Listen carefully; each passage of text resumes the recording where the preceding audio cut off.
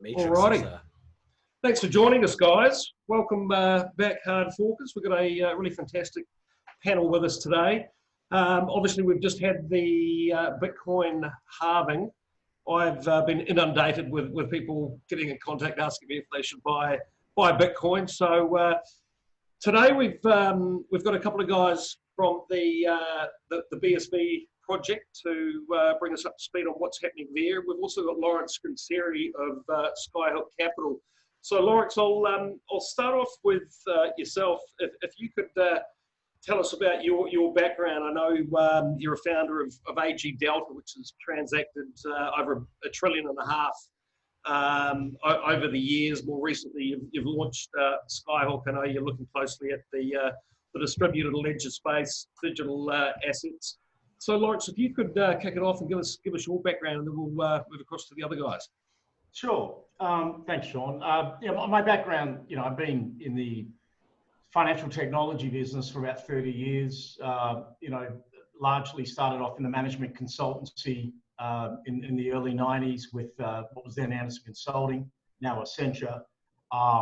So I've sort of seen transformation starting with downsizing off the mainframe. Then just after the mid-90s, I joined a company called Tibco that had built probably the most scalable technology to develop or to broadcast market data used in a number of the banks around the world. In the late 90s, therefore, I was largely developing online trading platforms with Tibco for a lot of the banks based out of Singapore. I've been here for most of those 30 years.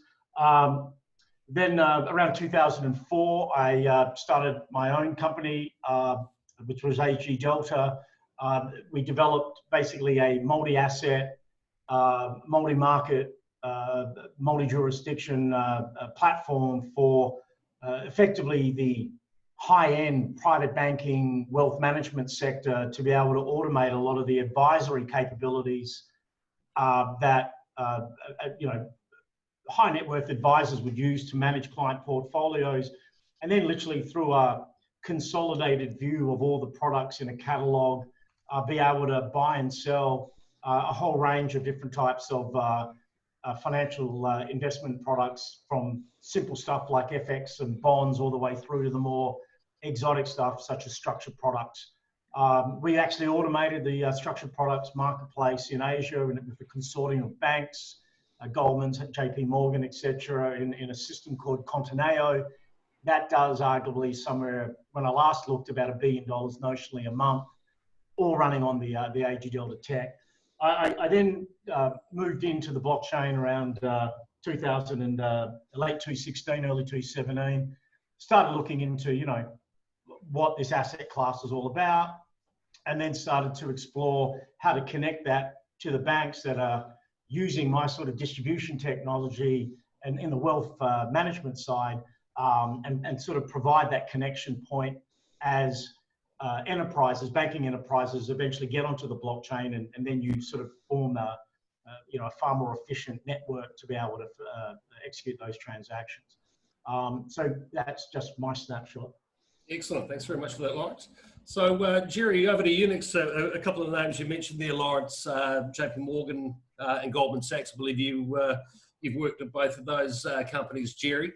You're recently quoted as saying a new economic regime will emerge from the current global pandemic crisis. Taal can lead the way, redefining the purpose of a transaction process, and not only in the Bitcoin industry, but for the wider world. So very interested to hear all about Taal, the business model, how it pertains to maybe the retail price of BSV, which a lot of the audience are only interested in, but more specifically around the enterprise use case. So Jerry, please tell us about your background. I'd also love to hear when you actually came into Bitcoin, why, and how things have changed for you over the years on Bitcoin. Yeah, sure. I mean, I'll give you the short story. I was tech department at Goldman's for about 11 years, from the commodities trading desk to equity structuring desk. So I did the whole gamut, pretty much front office technology, trading systems, and the risk management system. And then I did a quick stint, quick meaning 3 years, Quick and Wall Street time anyway. At JP Morgan, pretty much doing the same thing on the foreign exchange desk. That's when I kind of heard about Bitcoin. And at the time, truth be told, it was just something that we could trade without actually having to report to our compliance officers, because we weren't allowed to trade anything because we were on the trading desk, right? So you're restricted in terms of the equities you can trade, and especially foreign exchange. I'm sitting beside the foreign exchange forward trader for all yen, yen dollar and all the major G20, G7, G20 currencies. So can't really do any sort of market plays yourself. But Bitcoin was just this new thing. It was like, oh, that's kind of interesting. It kind of looks like FX. So I got kind of interested in it that way originally. But I think that was about 2012. I rode. So I think I heard about it in 2011. I got into like actually trading it a little bit on my own on 2012. I rode the whole Mt. Gox bubble and bust. And that's after Mt. Gox crashed, and it wasn't really so much of a trading speculative thing anymore. It became more of an interest technologically for myself, because I guess I came into the epoch when Bitcoin epochs go, 2009, 2012 is like the hobbyist, right? And then the 2012 to 2016 is when like the first speculative bubble and the first outsiders came in. So I was in the first cohort of outsiders who got interested in Bitcoin. But then because I'm from technology, I got really knee deep into the tech part of it and trying to figure out to myself why it couldn't scale, because that's what all these developers were telling us. Like all the core developers, all the smart people in the room were saying Bitcoin can't scale. It's never going to do more than 1 megabyte. It's too dangerous. It's going to lose all its decentralization properties. And well, coming from Wall Street, I'm like, so how much is decentralization properties worth? Because everything has a value, and if you're telling me it's worth so much, how much is it really worth, right? And every time I asked myself that question, I couldn't come up with any sort of real value that could be backed up by any rationale. Besides, the speculative bubble of the price kept on going up. So we went through all of that, and then I guess after 2016 is the next epoch of Bitcoin, which was the altcoin ICO bubble. So that was when every man and his dog should have their own blockchain and coin. So I sat through all of that. I mean, in the middle of it, trying to build a technology platform. I did a stint where I tried to do a token platform myself and a company I started, small tech startup here. Very difficult in Japan to make successful. It's not Silicon Valley. And then I ended up, before I really got into Bitcoin, I started the blockchain strategies department in SBI, which is a large financial conglomerate in Japan. Because that's when I think 2017 and 18 is when the big institutionals started getting interested in blockchain. And of course, the narrative had already switched from Bitcoin to blockchain since 2016, and the whole block size debates. So I started the blockchain department with a very much a Bitcoin tilt. And then after that, that's when I think the last split in the protocol community, which basically gave birth to the ticker symbol BSV, or like we call it, the return to the original Bitcoin. That actually allowed me to contribute in a more meaningful manner because to the Blockchain Association, and eventually now as CEO of Taal, because we actually have the enterprise and institutional support, like big backer support. And I don't think Bitcoin ever since 2013 has seen this much, real institutional support, with the big difference. Our institutionals, not institutional, like backer, a big shareholder support, investor support. The difference is now the investors that support BSV are smart, and they see the long-term play, whereas the investors in 2013, a lot of the investors were just kind of punting, like let's get into this because it seems to be a big thing. This Bitcoin thing is $1,000 now. It's got to be something. We got to make sure we got some of that in our portfolio, or we have some exposure to that. And so they were really, dumb investors or unsophisticated investors. And so therefore a lot of, the projects that spun off from that era were kind of ill advised and didn't really go too far. And anyway, so back to present day, Taal, its history was mostly traditional mining, mining hardware, mining operations. But part of what is my mission here and what we're changing Taal towards is the long-term strategy of being a transaction processor, which I'm sure you have a lot of questions on, and I'm happy to answer. But I think I'll stop it there in terms of my introductions. It's a fantastic introduction, Jerry. You've raised a number of points there that we'll obviously cover in this chat. Eli, over to you. I've seen you speak on a number of panels, sir. Always been very impressed by your knowledge of the space. So, yeah, please tell us about yourself and your background. Always been a programmer of some sort. Look, I mean, I think I wrote my first program when I was about 7 or 9. I don't quite remember which one it was, but around thereabouts. Not 8. And hey, what's that? 7 or 9, not 8. 7 or 9, one of the two. And I was on a Commodore 64 machine, and ever since then I've just kind of been very interested. And so when I was in doing my master's in IT, I did one of the key subjects was internet security, where we covered a lot of cryptography and cryptographic applications. So I was always interested in that sort of thing.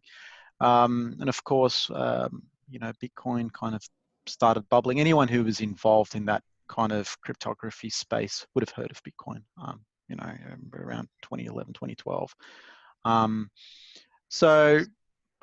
Yeah, I've just been very much interested in it for quite a while. Didn't really make my first investment until a little bit after that.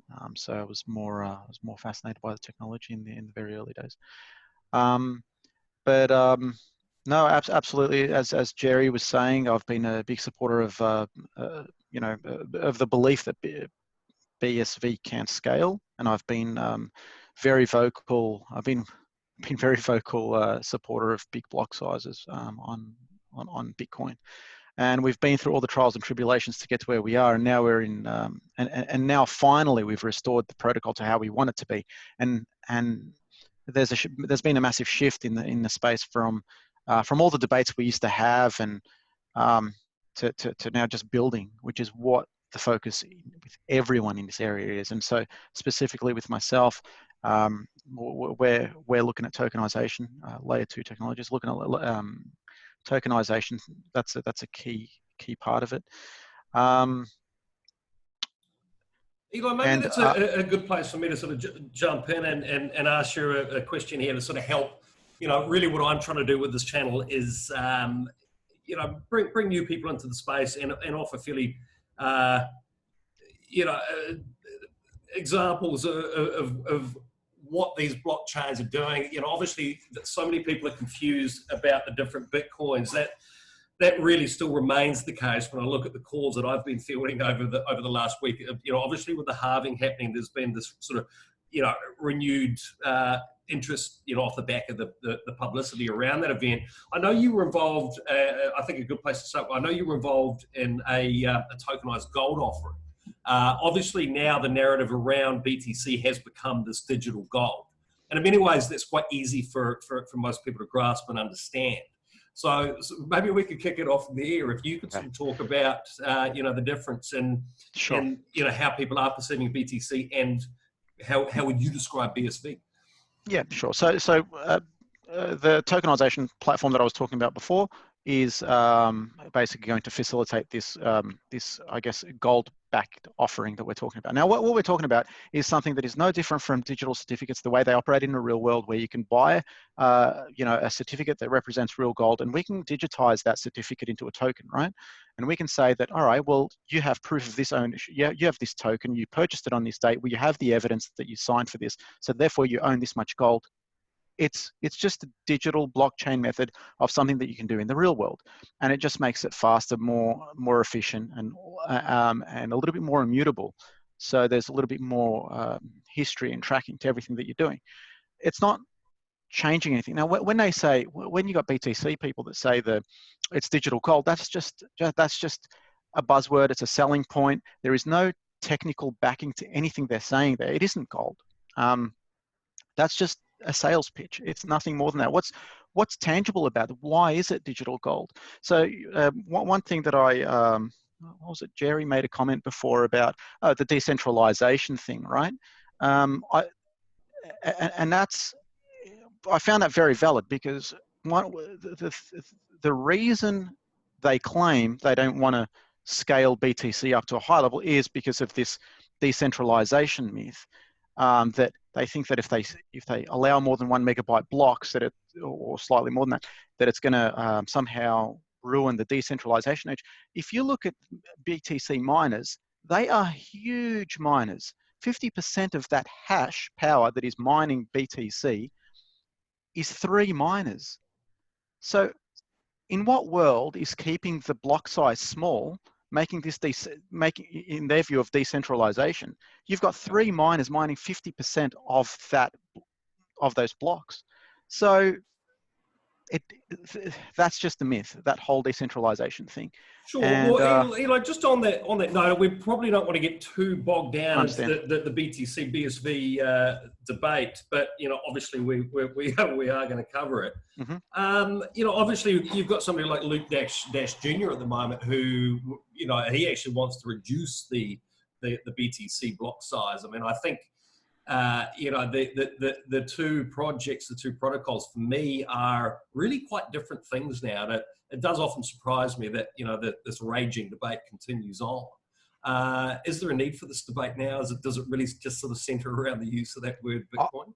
I think that the proof is in the pudding now, and the blockchain that develops the most going forward is going to show it.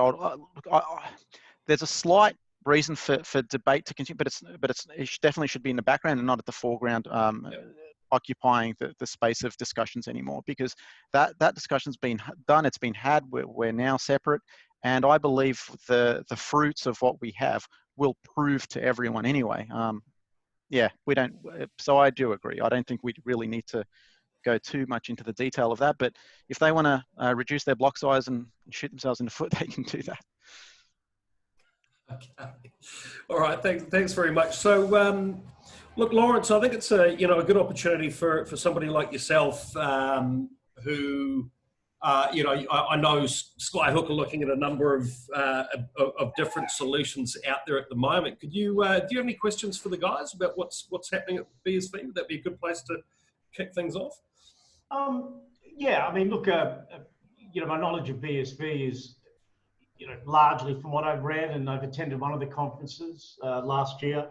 I certainly understood sort of the value of increasing the block size and how that fitted into the, I suppose, the economic model of being able to, over time, be able to create the reward for being able to write the block from being more from the transactions that are captured in it, as opposed to just relying on the actual underlying token and then whatever value that happens to be at any point in time.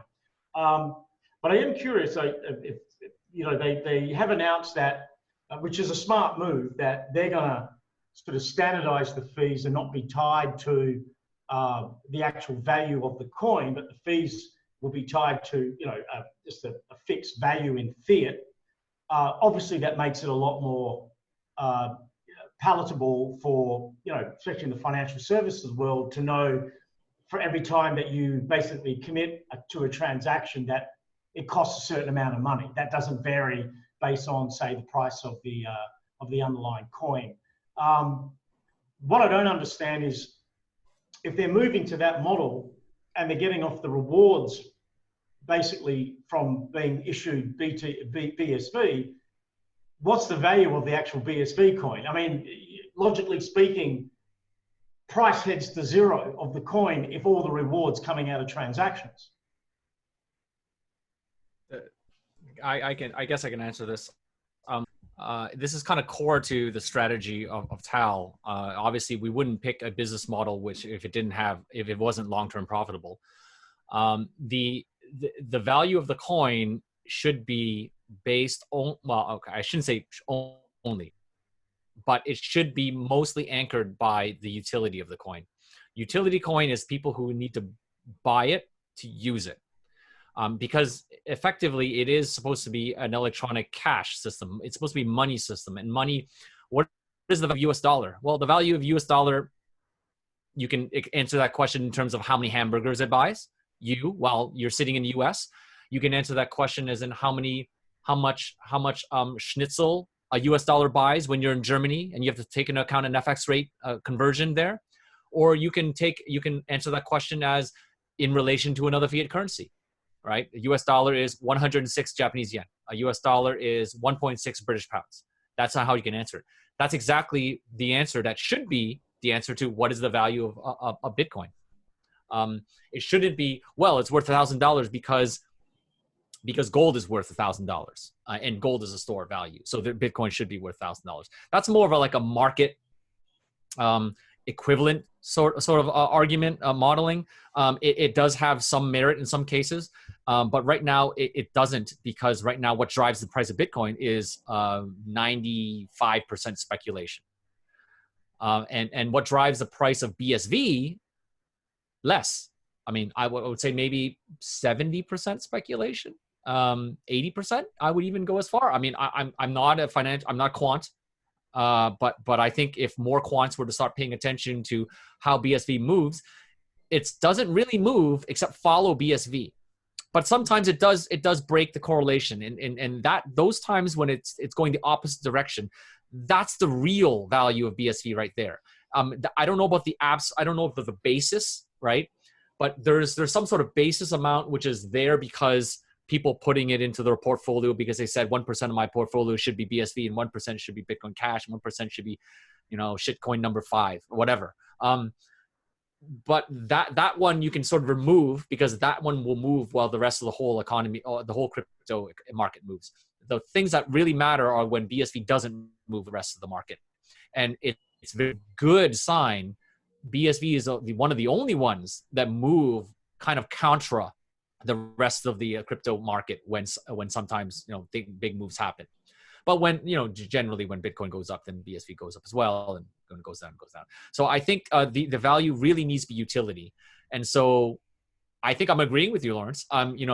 What is the value? If you agree with the real value of Bitcoin when all the speculators have been washed out, or when it's so ubiquitous that it's everywhere in the world that everybody's using it. So the number of the noise that you get from speculators are not the primary drivers, like foreign exchange, right? Foreign exchange. What is the daily volatility of the dollar yen rate? It's a crazy day if it moves 10%, like really crazy, like people jumping out of windows if it moves 10%, right? It's a normal day when it moves 1%, and that's still pretty big, right? But so what is that? When it's moving 1%, when it's moving 10%, that's not speculation. Speculation doesn't move FX because that's $1 trillion over turnover a day. Speculation is probably in the orders of billions. It's 1,000 times less. So all the speculators added up together on planet Earth aren't enough to move the FX rate. And that's exactly what it should be for Bitcoin as well. And when we get to that point, we won't have to worry about the things moving up and down. And get to that point, you look back, BSV will be worth whatever it is in terms of hamburgers or a euro and pounds. What will BSV be? What will BTC be worth?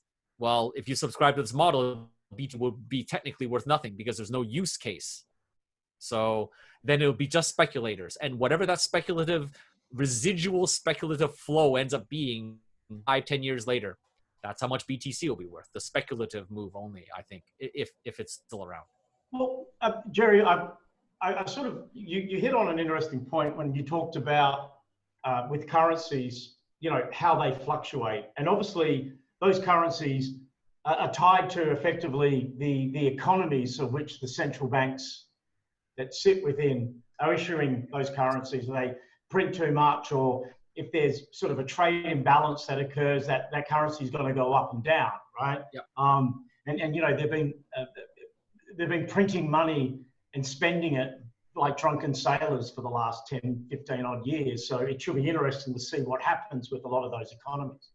But when you look at, say, BTC, it is the currency in some respects, not for an economy, but for another ecosystem, which is effectively I look at it as the innovation system behind the whole, blockchain industry and innovative business models from all these ICOs on top of those networks. So I see Bitcoin not as being just purely speculative. I think over time, I was quite excited, in 2017, I saw the ICO market. I thought, what a fantastic platform to replace venture capital. It allowed a much more easy to participate crowdfunding system that allowed people, technologists to basically build innovation without having the hindrance of trying to figure out how to pitch to a VC how great their idea is. And Bitcoin, Ethereum also played a role in this, but Bitcoin obviously, because it's got a limited supply, I think is a bit more durable. It actually, to me, is an index. I see if it survives, it will be the index that measures the innovation that is occurring, because over time, as the world moves more onto distributed ledger technologies and it connects all enterprises and it permeates a lot of the application infrastructure that we use, that innovation, that cauldron of innovation is going to grow and grow and, move out of being hundreds of billions to trillions. And Bitcoin will be that index that grows with it. I mean, but if I were to point out what would make Bitcoin uniquely positioned to serve that role that BSV can't? Because right now, I can use Bitcoin as a cross to buy any of those ICOs, any of those companies out there. That's the common denominator. It's Bitcoin. Sure, okay, fair enough. So besides just like what you're talking to is the network effect. If the network effect, if at some point you could do the same, you could use BSV as a cross, then it would work better. So I agree there. So the network effect is clearly not on the same scale as BTC, but I see that there is always going to be an intrinsic demand for BSV because of its use outside of being used as a way to fund innovation, because you're going to have actual technical implications of projects which need to use BSV. For instance, micropayments. The entire micropayments industry that is going to be birthed from on top of BSV, because it can only be done on BSV, because you need scaling and you need to be able to pay in fractions of a cent and et cetera. The economics work, and if the economics work, then you can do things like charge fractions of a cent for every byte of data that you download. Since you can't do that, since you're using BSV in that sense, if you're a company engaged in this space, you're using it as a technology, you actually just have to buy inventory to use it. And you needing to buy inventory is the equivalent of saying Yokohama Tires needs to buy an inventory of US dollars because they need to pay US dollar payrolls because they have a factory in Detroit. That's exactly what drives, that's the fundamental reason what drives dollar yen, right? We have interrelated economies and businesses which are doing something outside, right? Yokohama Tires doesn't give a crap about finance, right? They're not a bank. They're not, they're not a broker. They're not an FX market. They are literally just making tires, and people in Detroit are running a factory. And that engagement, that economic activity is facilitated by something called dollar, yen and dollar, and this exchange rate, this FX market.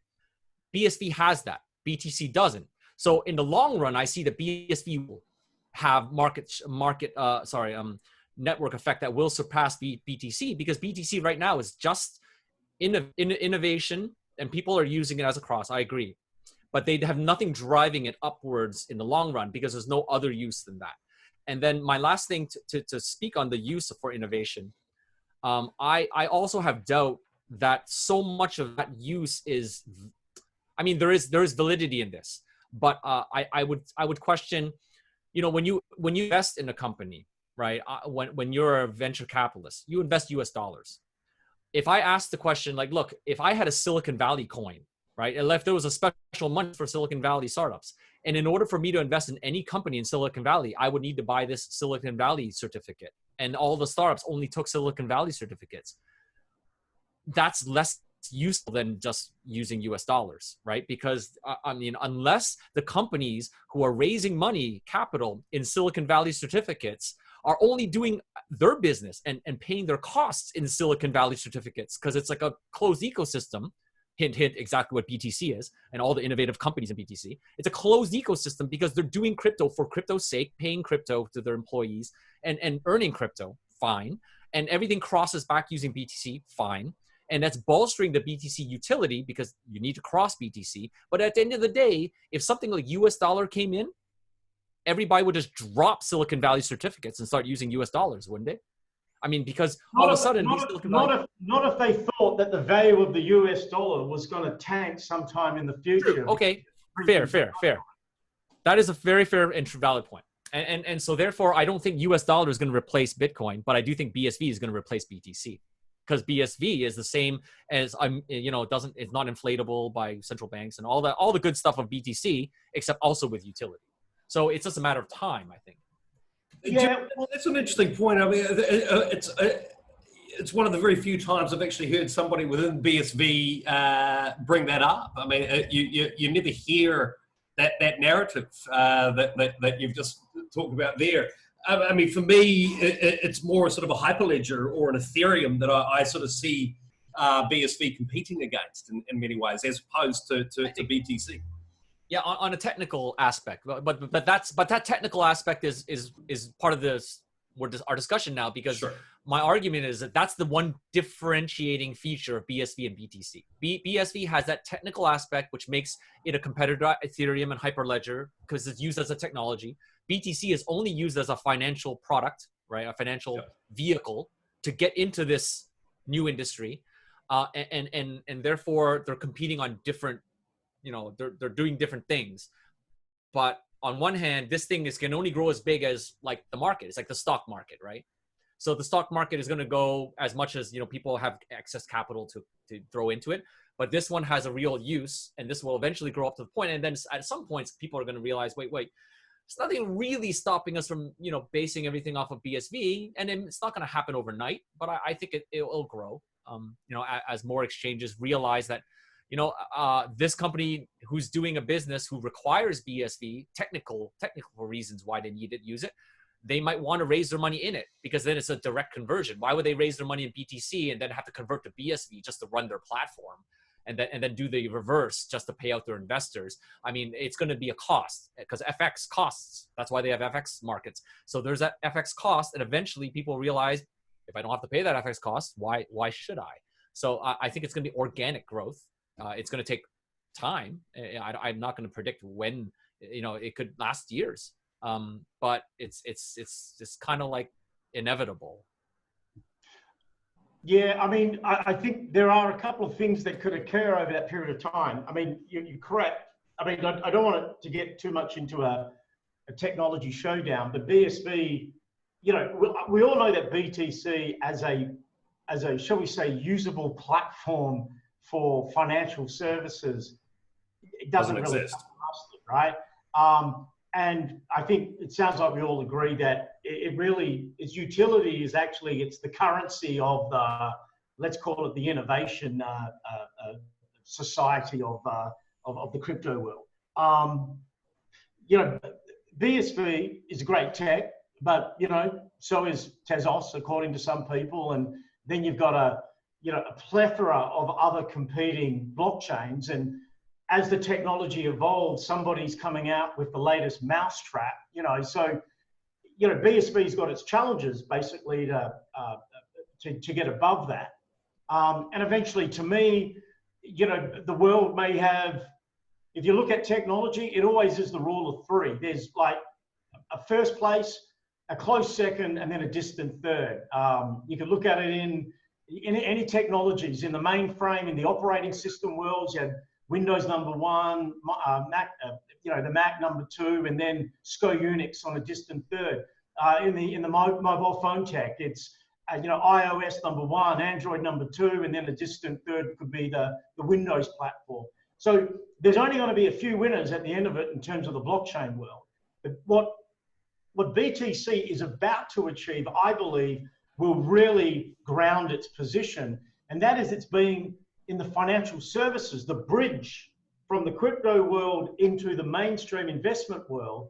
I think you're about to see legitimate mainstream institutions start to loan money to holders of BTC, which you then provide that as collateral, and now you've got collateralized lending against BTC, then you've married the, shall we call it, the mainstream world with the emerging crypto world. And that's when BTC will become accepted as a real asset that you can collateralize and you can hedge with, as opposed to any other cryptocurrency out there.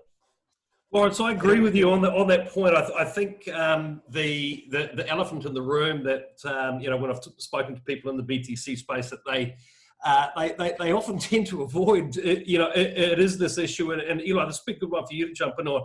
You know, it's that issue of coin mixing. You know, is one Bitcoin, or when we're talking BTC, is it fungible? I mean, you know, we had Simon Dixon on a couple of weeks ago, and you know, he sort of alluded to the fact, well, maybe, you know, within BTC, they might be different things. You know, Eli, you've obviously come from the Bitcoin Cash camp, and is it fair to say that the split with BCH was really sort of around that issue? You know, they wanted to take it down a path that, you know, anonymity was going to be built into it to a large degree. I mean, a lot of people sort of see that BCH project as sort of the outlaw version of Bitcoin. Eli, do you want to comment on that, Sure. and especially around how the challenges that I sort of perceive BTC facing with the institutional adoption around that very issue of coin mixing and privacy and anonymity features? Okay. So first, I just want to touch on Lawrence's comment, just with regarding, you know, seeing the day that BTC becomes this big kind of integration point for all these things that you're talking about. And I think the day BTC is able to transact more than 3 transactions per second, and when they're able to actually accommodate that sort of infrastructure that can make it the go-to blockchain, I think that will happen. But they haven't addressed that, and that's the glaring point that BTC fundamentally suffers. BSV today can integrate with on-chain, directly on-chain, can integrate with everything. We don't need to go through exchanges even. So we can integrate directly with any application. Now, on the point of fungibility, there's a lot of blockchains that look at coin fungibility as if it's this amazing thing, and that tainting coins is really bad for the. But you know, BSV people see it as a feature of the blockchain, because if we're interested, BSV is fundamentally interested in having an immutable ledger. And that's actually the strength of blockchain. The moment you go away from that immutability of the ledger, well, you kind of destroyed the foundations of blockchain technology and what it's all about anyway. So this idea that you know, you want to make a coin fungible, well, the fact that it's not in BSV, the fact that you have an audit trail going right back to the beginning, is actually a feature that we're very, very, very proud of. You know, if someone transacts, you know, if someone hires, you know, an assassin online through some black market, well, you know, there's a record of that transaction, and that's a good thing. That makes society better than it otherwise would be. So BSV is quite proud of the original protocol, and the fact that the original protocol was not designed to be 100% anonymous, and maintains the privacy. So if I send Lawrence a transaction, that's between Lawrence and I. Lawrence knows who I am. I know who Lawrence is. No one else outside of that interaction knows what happened there, but we know. So it's private, but it's not entirely anonymous either. So I can't just anonymously pay to get, you know, for some illegal activity. So there's a paradigm shift and a real difference in attitude and way what one blockchain project considered. Yes, I came from Bitcoin Cash, but only because Bitcoin Cash was following the original Bitcoin model to begin with. And I've only been following the original protocol the entire way. If it needs to split again, hey, I'll follow the original protocol again. I don't think we will split again, because we're at a point where the entire of BSV agrees that this is the protocol. You think BTC could split again? Oh, It could. If they reduce the blocks, or if they introduce inflation, which is what some of them are talking about, because they've hit the problem where I think the elephant in the room in BTC in terms of economic viability long run, which is one of the reasons why at Taal it's not viable for us to base a transaction processing business on BTC, because there is no transaction processing business on BTC. They've continually tried to eliminate the need for all these miners out there. You know, the people who produce blocks, you're supposed to do it quietly, maybe take a share. They probably prefer something like proof of stake, like what Ethereum does, where it's just like stake shares. These are all solutions to how do you pay for the infrastructure of the network. And in BTC, the problem is in the long run, they're not going to make any money, right? Because like Lightning Network comes by, well, then everybody running a Raspberry Pi or some like crazy node which has wires plugged into itself are effectively running your network infrastructure. Those guys are individuals in their bomb shelter basements in the middle, like, you know, in the middle of nowhere, Texas. Okay, so that's not a profitable. They're doing it for free, and if everybody's doing it for free, there's no money to be made. No money to be made. Then why do you even have companies do this? So yes, if you go that route of ultimate or maximal decentralization, you get what you buy, right? You pay a lot for it. You got rid of your entire mining ecosystem, and you will never have a transaction processing business. So without a transaction processing business, then how do you, you know, there is a world of transactions out there that could be produced, all right? Imagine if every downloading byte that you're watching right now coming to your computers was paid for in a microtransaction. All of those could have a small fee paid to the person every step of the way, from the server to the gateway to the streaming server to service to your ISP. Everybody can be paid their little bit of toll, and that's the kind of new market that doesn't exist, that was dreamed about by Satoshi, that can exist in BSV. And people are building it now. And I think when that reality becomes true, then yeah, then all of a sudden, everybody starts producing like gigabytes of transactions on a daily basis. And then the whole world can get monetized. The entire ecosystem of the data and information age, every piece of data which gets transmitted from one point in planet Earth to another could be monetized and fractionalized. And everybody gets paid their fair share.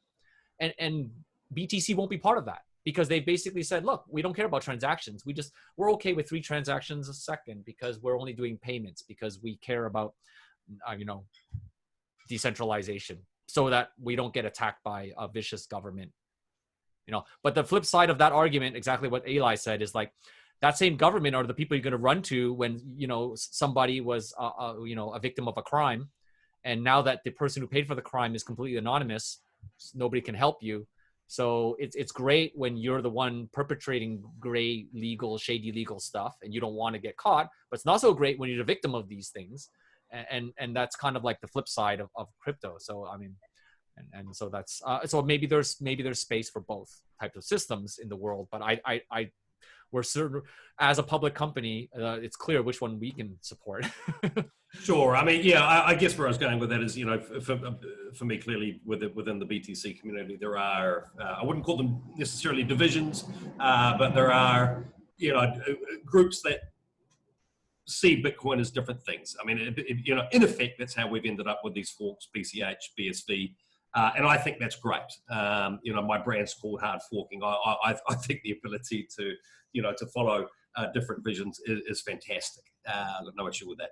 So, hey, listen, it would be great. Could you tell us a bit more about Taal and, the players involved there? Okay. You're new to the role, right? You're CEO as of 3 months ago? Not even. Started probably late March.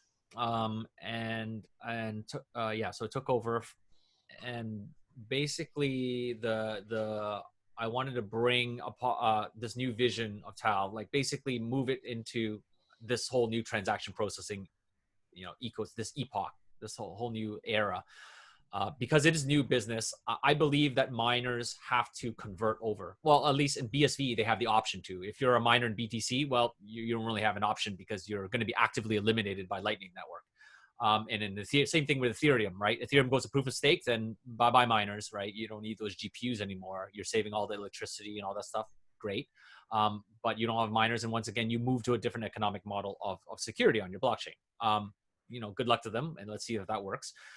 Taal was originally set forth as a mining, like pure mining company. I think there was stuff in the past where there was a boom era in the past when making your own ASIC chips there was a rush to do it because of the price of Bitcoins, because obviously there are economies of scale when you control the vertical supply of the chips used for mining. So you kind of push out these manufacturers. Well, not push out, but you compete with the manufacturers in China who are pretty good at doing this now. If you reverse back, because I joined Bitcoin before the outside of ASICs. Before ASICs, it was more decentralized, in the BTC core sort of sense of the word. And I think this is where their hatred of the mining industry came from, because before ASICs, which came out in 2003 and mostly popularized by Bitmain, of course, with their Antminers, people mined with their CPUs or your GPUs. And some started playing with FPGAs. But once you get to FPGA, it's going to ASIC immediately afterwards, right? Because you only designed an FPGA because you're eventually going to cut it out on a die. I mean, why rely on an expensive FPGA chip, besides for prototyping reasons? Anyhow, so we went from a model where the original believers of Bitcoin, not Satoshi, but a lot of the original believers of Bitcoin, not Satoshi, really thought that everybody needed to run their own node, like run their own mining node. And to support the network. And so we went from, I don't know what it used to be, if I'm pulling numbers out of my head here, I really shouldn't, but I'm sorry if this is wrong, but it used to be in the tens of thousands of mining nodes, right? And then after ASICs, it dropped to below 1,000 or around that mark now. And I think a lot of the original developers felt that as an attack on the network, because now you have all these, wildcat industrialists in China running sort of like, crazy operations that hammer out as much, cheap chips as possible. And now it's become like a business, right? Oh my gosh, we have a data center doing this. It shouldn't be the case. It should be people mining with your own laptop because that's more fair. And I put quotes here because I'm not even going to that argument, but it's such a silly argument, because anything you can run in a data center with ASICs, you can also run in a data center with GPUs and CPUs. It's just economies of scale. But for some reason, they believe that if they're using the same machine as what other people are running in data centers, it's more fair. So they felt that miners were a plague on Bitcoin. And ever since then, ever since 2013, they've been trying to get rid of them. And it started with, things like side chains, and it started with things like, moving more of the processing to second layer solutions, and Lightning's the last iteration of this. So instead of that, I mean, they also see that, because of the inevitable evolution of that industry, and the industry which depends on the price doubling pretty much every halving. I mean, if the price doesn't keep on doubling, then your BTC miners are going to go out of business, and we might be starting to see the beginning of that now. But it takes some time to play out. But unless the price keeps on going up, it won't work. I mean, the economics don't work. So yeah, on one hand, they're trying to save the system by Lightning Network, so we don't depend on the price doubling all the time anymore. The other solution to this, obviously, is what Taal is driving towards. The other solution is like, look, stop trying to scale based on price going up, right? Because that's not something you can control necessarily. I mean, you can control to a certain extent by paying for, guerrilla marketing and trolls and shills and all this kind of stuff, and conferences to pump people up to get more speculative money into it. But that has a certain amount of, it hits a ceiling where you just can't pump the market any more higher than it is. It's like a speculative market, like we all know, in equity space, in junk bond space. The other alternative is like, look, don't try to pump price, try to pump number of transactions, because that's useful. And that has an unbounded limit, right? I can't think of a limit on the theoretical number of transactions that we can come up with useful uses for, right? As a society. I mean, there will always be other ways. Like if you granularize a transaction and come out of the mindset where a transaction has to be a payment transaction only, if every bit of information interchange that happens between any human being or any machines, any algorithms, any IoT devices, if every information interchange could be granularized as a tiny, tiny transaction, then it could be paid for. And so therefore, it literally is unbounded. So if you grow on that model, which is why Taal is switching to like, let's focus on getting the system so that we can process as much data, as much transactions as possible. The more people do it, the lower the price we can give them. I mean, right now we have some limits because, you know, we don't want to overscale. We don't want to build like an entire cell phone network for planet Earth when the only people using it are like, you know, like 5 to 10 companies. We got a couple big ones who have projects in the works, some of which were public in CoinGeek, but we have others. But until that actually becomes a reality, there's no sense in us overscaling. But as long, I believe, and I think, you know, I think others will start believing soon too as well, is that as long as you bank on growing transactions, it will be a snowball effect. Because so Jerry, we're one company. You mentioned, you know, the price having to double for, you know, the mining of BTC, you know, to go on and guerrilla marketing, etc. I mean, I know for a fact that, you know, the marketing of BTC, I think it's been fairly abysmal. I mean, that brings me to the question: how will Taal be successful? I mean, what's required? I mean, obviously you need people to adopt usage of the BSV blockchain, therefore enabling transactions, therefore you guys have that revenue. So could you tell us about that ecosystem? I mean, what do you guys require? What other components need to come together for Taal to be successful, so to speak? I think one is okay. So one aspect is we have, you know, good working relations with folks at nChain now. I mean, we announced our partnership with them, which gives us access, license to their patent portfolio. So we can develop unique solutions. And this doesn't mean it's a monopoly. Like I totally agree with what Lauren says. You know, everything is a rule of 3. So there'll probably be space for 2 other big ones, 1 third one, and like 1,000 other small ones. It's a huge potential pie we're talking about here, right? Because we're talking about the space for everything on planet Earth being transactionalized and made immutable, made trackable and transparent. This is so huge that, you know, I mean, if we would probably be happy taking 10% of the pie. That's probably huge in grand scheme of things already, right? Right now, we're probably the first to be moving in this direction, and others will move in other spaces. So we have the innovative, you know, the patent portfolio, but that's not, you know, be all end all. There will be other research. There will be other people come with great ideas to do. The other thing that we want to be able to scale out is we're hoping to you know, leverage our sort of vertical integration, because we came from we have the data centers and back, we have, you know, hash power to print blocks, and therefore we can start building on top of that the interesting things you can do besides just printing blocks, right? We can do, you know, smart contract execution. We can do you know, Bitcoin compute, or blockchain compute, whatever you call it, smart contracts. I mean, I don't like using the word smart contracts because they're not really that smart. It's more like automatic executing contracts, but there's too many syllables to say. So let's say blockchain compute or Bitcoin compute, if you want to be specific.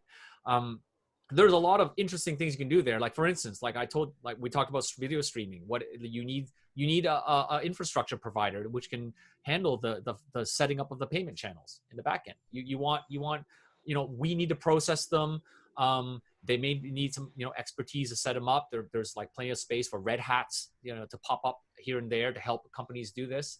EHR was a good example. They have all this prescription data for opioids that they want to put on chain. And since COVID-19, they even have more stuff they want to put on chain now, like tracking of COVID testing and all this kind of stuff. Perfect examples of where I think we just need to make sure that we are there to process. You know, we have great companies like nChain and BSV Node Team, who are most of the developers. They just need to make sure that the core open source technology works and that everybody can use that and do their own thing and compete with us, or build other stuff.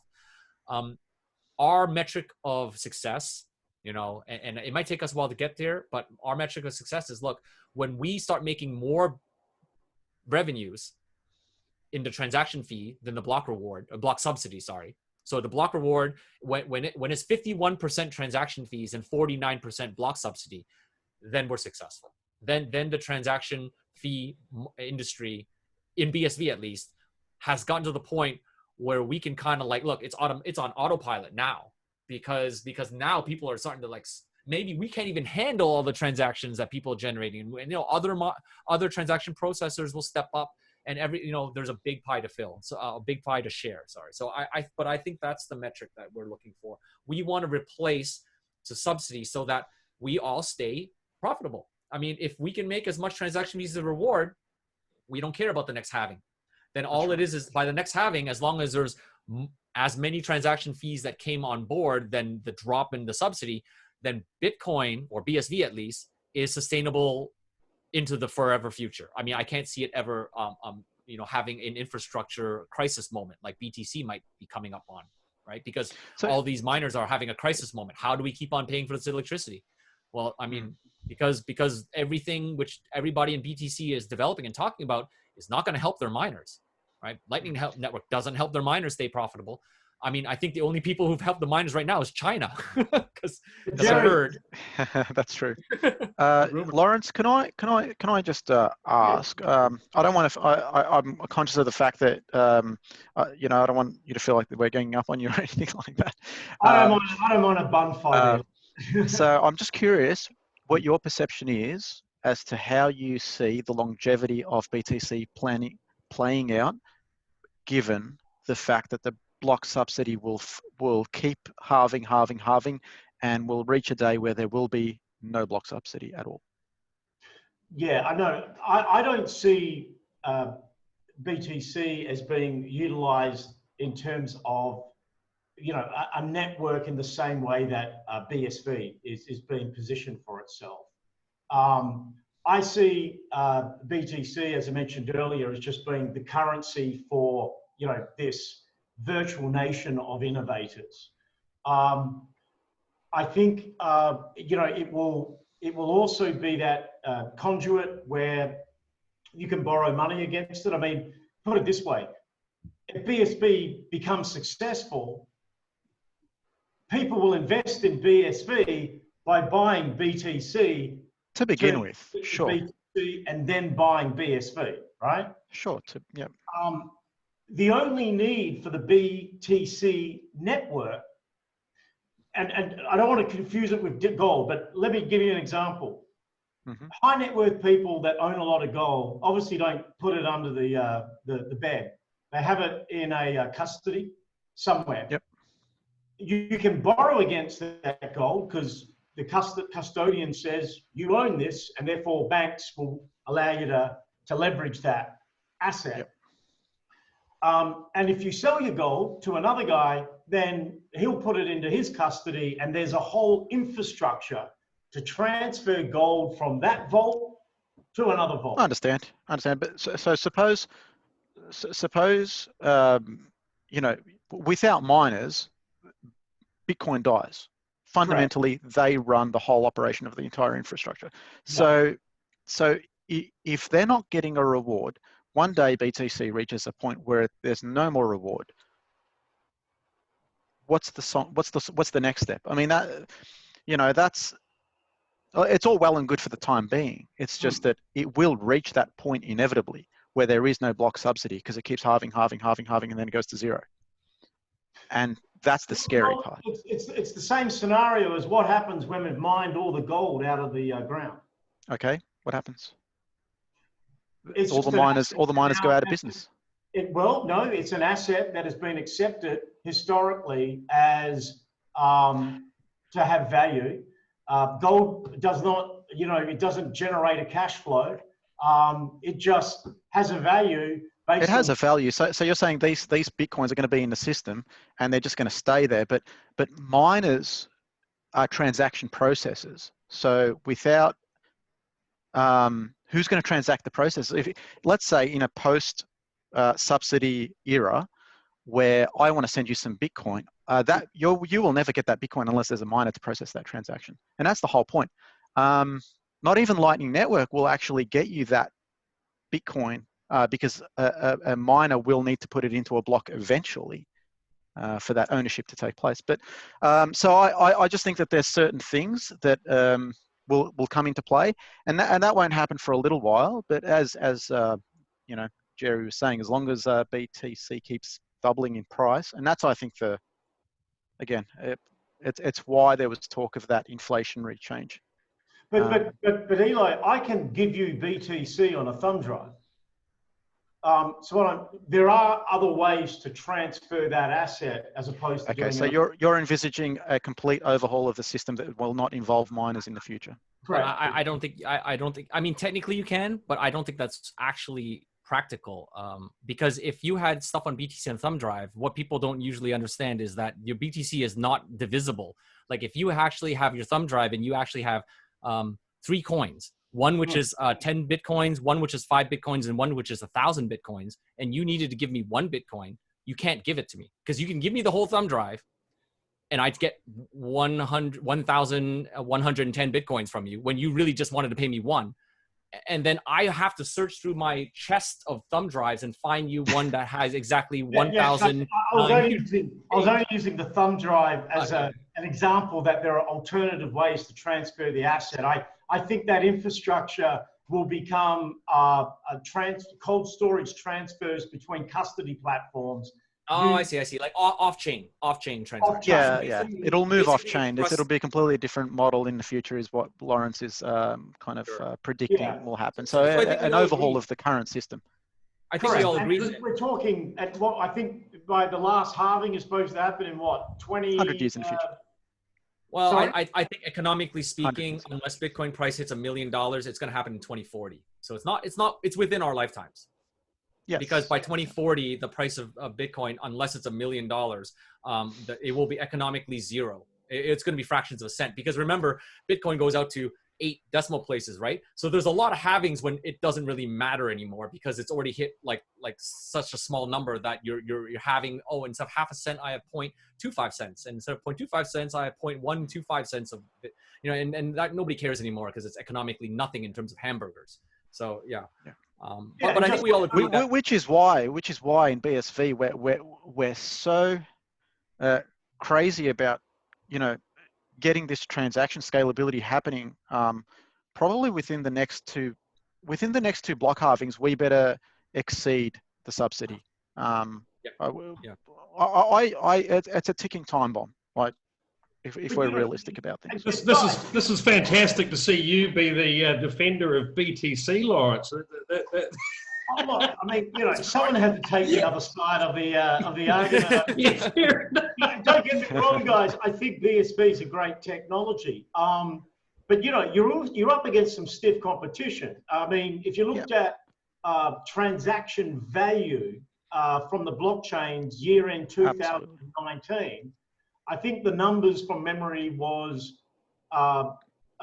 with Ethereum. Let's ignore BTC. We all agree that doesn't have any utility as a network. Let's take Ethereum, which obviously is a major competitor to the likes of a BSV, as being one of the top 3 sort of, the rule of 3 I talked about, one of the top 3 public blockchains. Their transaction value, right? Transaction values booked in their system was about 30 million USD in 2019. Yep. The one that came after that was Ethereum Classic at 5 million. And then after that, a large part of that was money mixers, which is fine. You can that's a legitimate transaction in my opinion. But the real value I see isn't in, and Jerry will 100% agree with this, but it isn't in big transactions, actually in small ones, in micro transactions, because that's what opens up new economic markets that were not even accessible or even thought about before. When you can, log into a social media site with a microcent and you don't have to bother with any captures or anything, or just the data the acquisition or the selling of your data. I mean, all data is valuable if it's refined correctly. But all your data that is on Facebook that is constantly sold to other companies and all this sort of stuff, that's valuable data. And if you were able to profit off that data, even in micro cents, that is a paradigm that was impossible before. And BSV has just created that possibility. So while I completely acknowledge that Ethereum and BTC are doing some whopping size transactions with high value transactions. I actually find the value in the little transactions. I know that sounds a little bit crazy, but no, I agree with you. I mean, you guys are, up. you know, obviously, you know, you're talking about a complete shift of business models there, and effectively, you know, going up against the world's biggest companies. And I applaud that. You know, for me, that's fantastic, and I hope it happens. I think, you know, the other conversation for now is obviously, you know, the tokenization of everything. You know, I think that's an area I'd love to sort of hear a bit more from Lawrence on, and you guys. What's the landscape looking like there? You know, there's the other players out there. I mentioned Hyperledger before. You've got Quarter. You know, how you know, Lawrence, could you talk a bit about how you sort of see digital assets evolving over the next few years? Well, you know, I think the clear path right now is you're seeing a number of institutions form that are, you know, generating digital securities as a new mechanism, you know, as part of the existing financial service ecosystem to be able to, you know, create an investment product and then raise capital against it and then be able to, you know, issue it as a structured product or a bond, but it's all held on the blockchain. And there's, you know, already examples where banks are trading what they call high quality liquid assets amongst themselves to maintain their capital adequacy ratios as, you know, part of what they call the Basel Accord. You know, all on the blockchain, and, you know, they're finding that the transaction fees are reduced by 60% doing it on chain as opposed to the old methods, the legacy methods. So, and then as the product gets more complicated, like a structured product, the nature of smart contracts actually even generates greater value in being able to manage those products, and therefore you're going to see greater efficiency. So I see a tsunami of movement from off-chain to on-chain securities happening over the next 5 to 10 years. You know, the challenges, I suppose, and where the rubber meets the road is that these new issuers, so you take SEBA AG, you know, ex-UBS guys that have built effectively a complete soup to nuts banking platform to originate digital securities and then basically distribute them through, you know, normal banking channels. You know, those guys are going to need to be able to plug into the financial institutions that they want to distribute through in a way so that it creates a complete supply chain from the bank's point of distribution for structured products, which are through the private banking channel, and create an automated way that that product gets transacted through the bank all the way through to SEBA AG, gets booked, and then ultimately a token ends up in the purchasing bank custody platform that he holds on behalf of, you know, his high net worth client. You know, I see that happening. I mean, my sort of latest role is to be able to connect that new world into the existing world and create a gateway so that the new issuers on the digital security side can plug in without having to cause too much disruption to the distribution channels within the banking enterprise. They service their, you know, high net worth all the way down to the retail investor who's probably going to have a robo-advisory, you know, a platform, you know, managing, you know, his digital ETFs that they use to sort of balance their investment portfolios. So yes, Sean, I see a huge market for, you know, digital assets in a securitized form in the normal banking sector. I think you'll also see crypto start to be sold through the same channels. You know, there's, you know, it's going to be an interesting space over the next 5 years, that's for sure. So, in your opinion, you know, who are the key players? I mean, obviously, we've, you know, you and I have had that sort of permissioned and public blockchain debate numerous times. I mean, who you know, I know you've had some interest in BSV in the past. It'd be interesting to hear, you know, what other blockchains are you guys looking at the moment?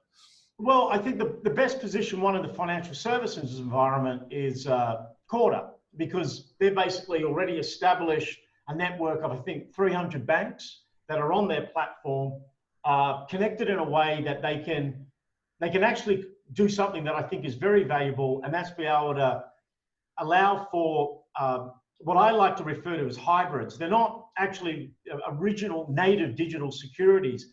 It's the ability to have a bond that was issued in a traditional fashion, but now the ownership information of that bond is held on a distributed ledger, which then allows the banks to asset verification of ownership of the bond. If that's automatically done, then you can exchange that bond between two parties, and then it just becomes an update of the ledger, and that bond is held in custody. It's not different to, I think, Eli, you've got a platform where you're doing that for gold, right? You've created digital representation of gold held in custody, which allows convenient exchange of that product. You could do the same for any type of financial instrument, bonds, equities, whatever, as long as it's held in a third-party custody environment. Yeah.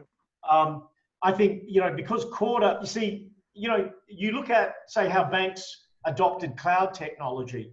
When it first came out, their first reaction to a public cloud was, well, I don't really know what's going on a public cloud, so there's no way I'm going to host my data on it.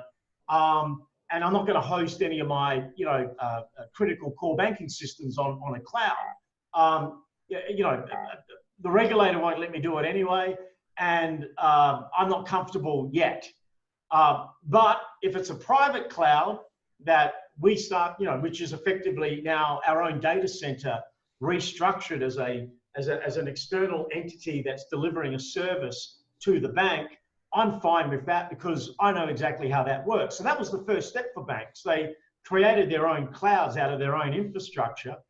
And then what happened was, over time, when Amazon basically was able to provide a more rigorous service and to say to banks, well, look, the data that you store on this cloud will never go cross-border because I've got this environment that manages it in a way that it sits within the jurisdiction, so the regulator is comfortable. At that point in time, they then moved to the public cloud, and then also received the added value of the economies of scale that Amazon could deliver because they made that service available for everybody. Similar to what I think Jerry mentioned would happen eventually with public blockchains. And I see that happening eventually with public blockchains. But the road to get there will be through private networks. And Corda has already established that. It was, started or founded by, I believe, a consortium of banks, and has grown, quite spectacularly from there.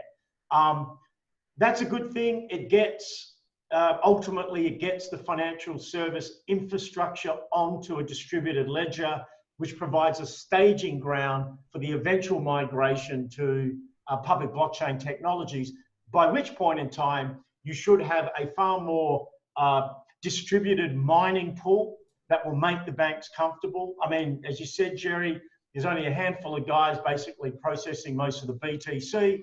I would argue that there's a handful of guys processing most of the BSV today. You need to get to a point where that is so fragmented across a broader, a set of processes that one individual from the banking perspective would feel that they could somehow, screw with their processing or their applications running on that type of infrastructure. Actually, on that, I think I would disagree because but I mean, it's a common conclusion to come to. But I would say we don't really, if you have a large amount of unknown transaction processors, then I agree. A large amount of unknown transaction processors is less risky than a small amount of unknown transaction processors because the chance of collusion is less. But you can do away with either of those scenarios if you just had one known transaction processor, which is reason why we're doing this business, because we're a public company. We have public audits. We're traded on exchange.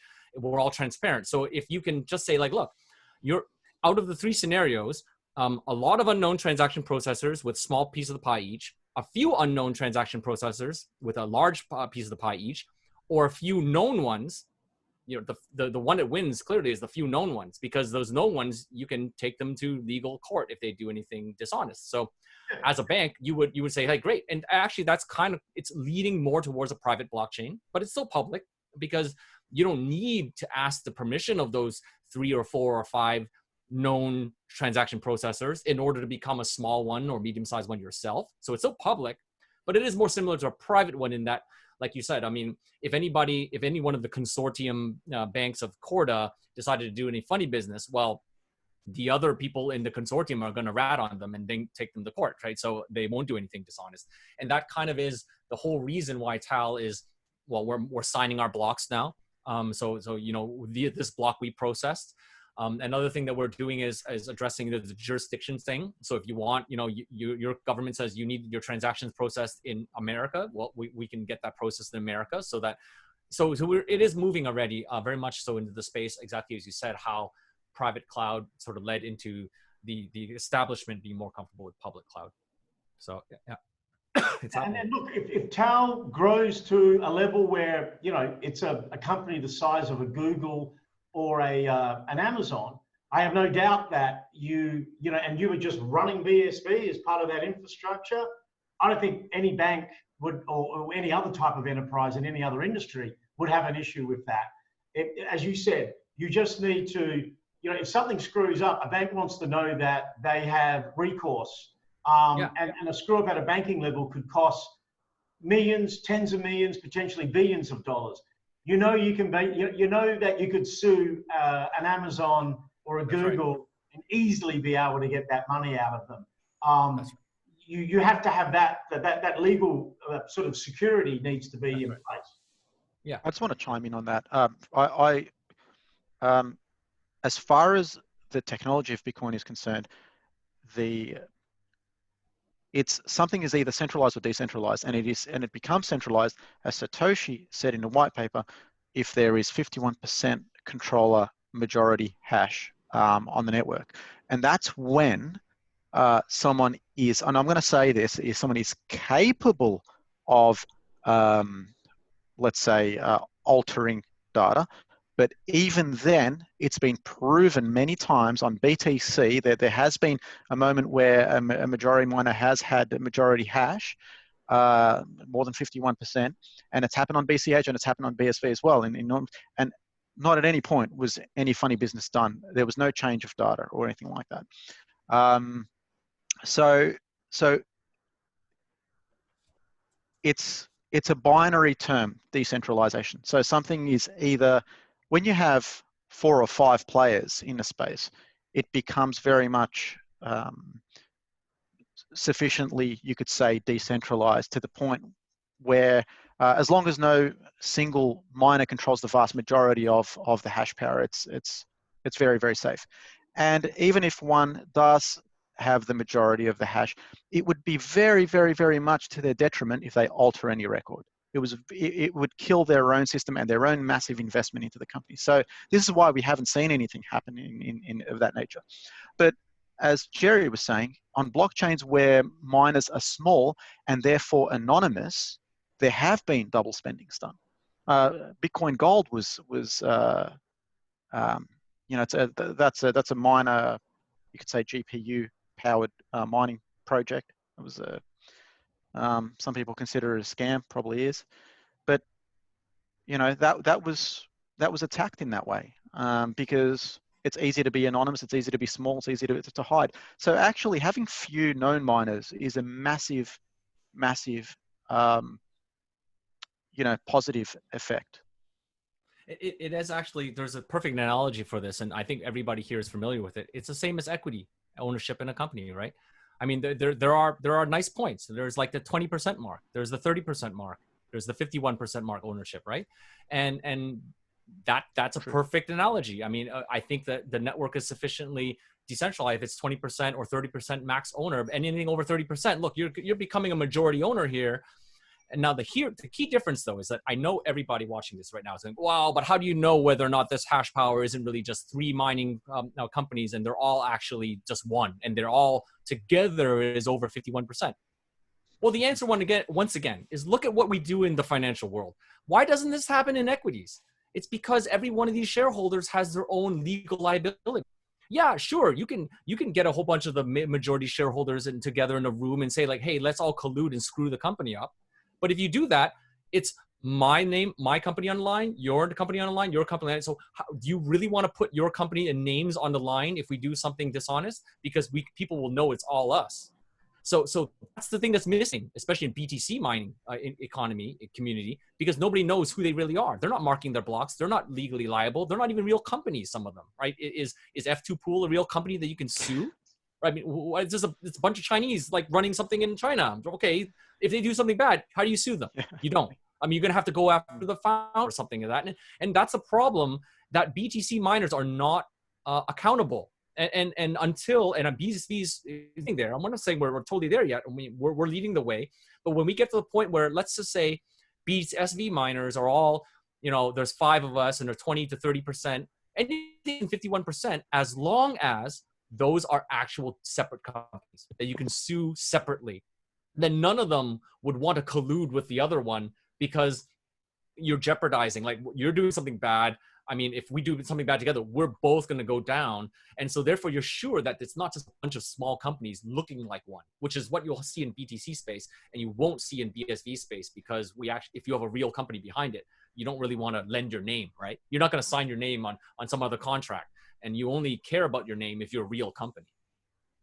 Speaking of suing, guys, Eli, I've read a number of your articles during the Kleinman Wright court case. Would you be able to give us an update on where that's all at the moment? I haven't actually followed it for a while. Sorry to put you on the spot there, mate. But you have put me on the spot, because I stopped following the entire court case. Oh, is it right? Really? Yeah, I think it became like Game of Thrones, Sean. Everyone got a bit bored after season 5. I think we're on season 19 at the moment, aren't we? Oh, look, I mean, the conclusion I came to is there's just so much hearsay and so much misinformation and information manipulation out there. I'm happy to just wait for the conclusion of this, because there's just way too much crap being flung around, and everyone's a journalist in the world, and everyone's got their mouthpiece, and everyone's got an agenda and all that sort of stuff. So I've completely retreated from that entire thing, and I'm very much looking forward to just seeing the conclusion of that. And there's a lot of money at stake. He was obviously being sued for a notoriously large amount of billions. So 10 billion at today's prices, isn't it? We'll see. I'd give my right arm to get sued for that much money, Eli. Well, I always like to say, like, you don't go suing for that kind of money if you don't know it's really there, right? I mean, isn't it a waste of money? Well, you got to know how much. I mean, yeah, these guys are spending a lot of money to the plaintiffs. I mean, I don't want to go into too many assumptions here, but I mean, Kleinman doesn't. I'm going to assume he doesn't have that sort of money himself. He's also being funded, by people who are very interested in getting a share as well. So it's this is a court case that has dragged on for a little while. Will continue to drag on for a lot longer, and it's just going to get exponentially more and more expensive as time goes on. So we're not talking about small amounts of money on either side of the lawyers. Not to mention court fees and everything else. Well, I just hope it doesn't end up like Game of Thrones, where the heroine turns out to be the evil person. Watch this space. There'll be dragons for sure. That's there will be dragons. Fantastic. Hey, I think when we set off, guys, we set about an hour and a half, and we're pretty much coming up on that at the moment. I've really enjoyed talking with the three of you. Maybe to sort of round things off, Jerry, do you want to sort of give us your thoughts on where sure. things are at the moment for you guys, and what you're new to the role? What should we expect from you? Yeah. Well, I mean, I think there's going to be, we can't really talk about forward-looking statements, otherwise our lawyers will get really angry. So, I would say for what we're looking at, what we're doing, we're going to be changing our website soon. Just keep up with our press releases that we do release immediately when we announce. And so we're gonna be doing some interesting stuff. I think, and we'll be enabling a lot of the businesses in the space. And so it's going to be exciting year, very exciting year, and we hope to help the industry grow, and we welcome competition. I will leave. I want to leave one final sort of thought experiment or thinking problem. What do you call those? Yeah, thought experiment with the group, because I think this is kind of like very key to the whole discussion here. That the underlying theme, as it were.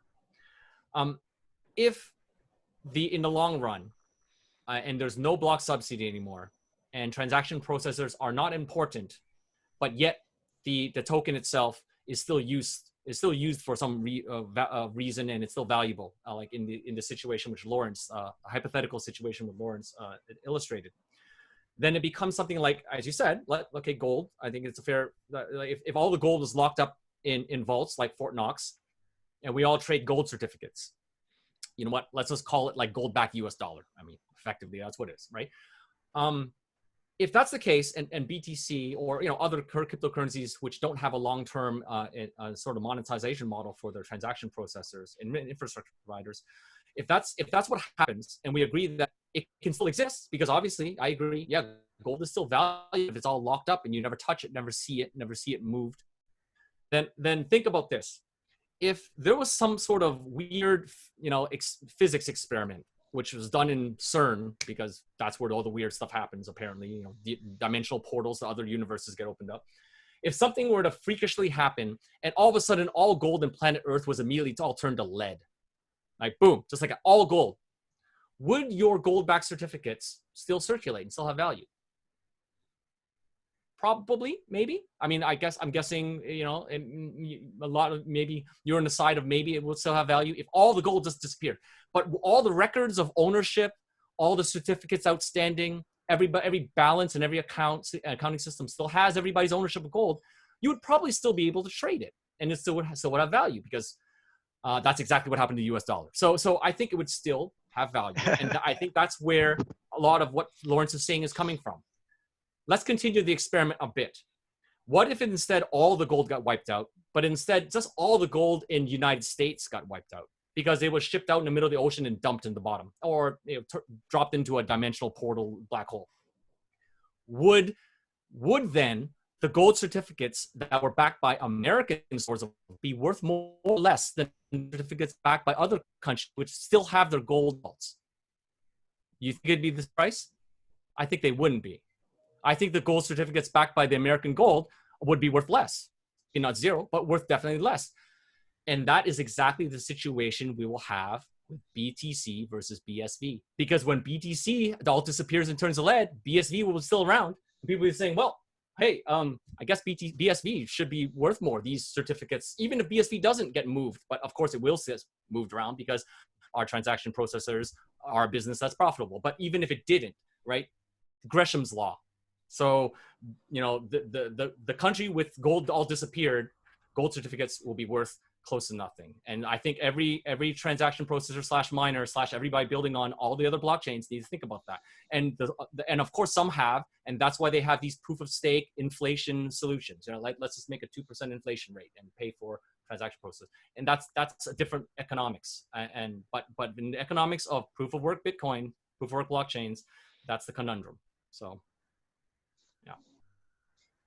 Okay, Lawrence, any closing statements from yourself? No, I would only add that in Jerry's scenario, actually, that's how the gold standard ended.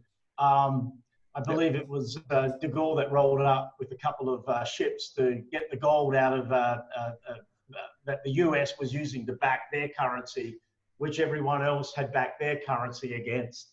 And as soon as there was a run on the bank, everyone, de Gaulle wanted his gold, everyone else wanted their gold, and quickly the US had written too many certificates. They had more money out there than gold in the bank. So yeah, I mean, economics is it's a funny thing. I mean, how and what happens over the next 5 to 10 years with regards to the existing fiat system and the evolution of what goes on with the, you know, the crypto world. We're in for an interesting decade. I think the pandemic was just the starting gun. Yeah, I think so too. You know, and we're going to end this decade. If you think about a century ago, at the start of the 1920s and the end of the 1920s, that was the decade where they left the Victorian era behind, and the end of that decade was remarkably different. We had, you know, adopted the second industrial revolution. People had now cars. Suburbia was spawning. The beginning of a much more consumer-based society. Unfortunately, it also was a depression era. So when you go through these types of tectonic shifts in how people live and how society operates, it can be very disruptive. And we're sort of now experiencing, this is deja vu economically, than what we saw in the last industrial change, which a lot of people look at as that 1920s, 1930s second industrial revolution pivot point. Now, you know, some people will argue we're entering into the third industrial revolution. We're seeing behaviors change now. We're all doing Zoom calls. What's going to happen to business travel? It's not just crypto and blockchain is proliferating at a time when society is changing. And that's what's making this whole thing very interesting. And really, I don't think anyone knows right now how it's all going to come out in the wash. True, true. Eli, final thoughts? Yeah, just final thoughts. I'd just like everyone to just have a look at what's being built on BSV. Don't listen to what people say. Don't read secondhand opinion. Have a look at what's being built. Use it. Try it. By all means, try the top 5 cryptocurrencies, and just if you want to know what works and how and all that sort of stuff, and have a look at what's being developed as well, and not just what's being developed, what has been developed, because there's a lot of good work out there already that I wouldn't mind people are just seeing. You'll have to say the top 6, Eli, otherwise BSV doesn't sneak in there. Well, top 5 blockchains. XRP does not count as one. Sorry, life is a series of calculated risks. And based on my own assessment, I've put all my chips into BSV, and I haven't even looked back. And that's a risk assessment that I've made based on all the data I have in front of me. I don't believe for a second that I've made a false mistake. I believe it is the project with the potential for the longest longevity, based on some of the things that Jerry's already covered and everything else. So, yeah. Try it before you buy it. Try it before you buy it. Advice. Very good. Okay. Yep. Well, look, my position. I've obviously been covering Bitcoin for over 4 years now. I'm personally my thinking is that, as you say, try it before you buy it. I think there's merits to what's happening in BTC. I think we're seeing a lot of institutional money coming both on the mining side, as my friend from Poland alluded to the other day. I also think, you know, the hedge funds are coming in there at the moment. I'm seeing a lot of interest from retail. I'm also a huge fan of what's happening in BSV, and you know, the 2 projects that I've looked at most closely. I'm going to have a look at a few others in the coming weeks. We'll be covering that on the show. So, look, guys, thanks very much for your time. I've really appreciated it, and we'll hope to see you all back here at a later date. It was a pleasure. No, thanks for... Thanks, Sean. Thanks, Lawrence and Jerry. Excellent. Thanks, guys. Sean, cheers. Cheers.